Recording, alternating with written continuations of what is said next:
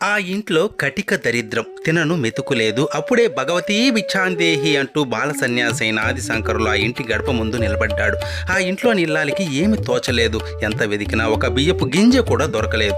పూజ గదిలో వాడిపోయిన విసిరికాయ మాత్రం దొరికింది. దాన్నే తీసుకుని వచ్చి బాల సన్యాసికి ఇచ్చింది. నాయనా, నా దగ్గర ఉన్నది ఇదొక్కటే, ఏమి ఇచ్చుకోలేని పరిస్థితి నాది అని కన్నీరు కారుస్తుంది. ఆ ఇల్లాలి పరిస్థితి చూసి, ఆమె నిస్వార్థ గుణం చూసి అప్పటికప్పుడు కనకదార స్తోత్రాన్ని చెప్పి లక్ష్మీదేవిని అనుగ్రహించమని చెబుతాడు బాలశంకరుడు.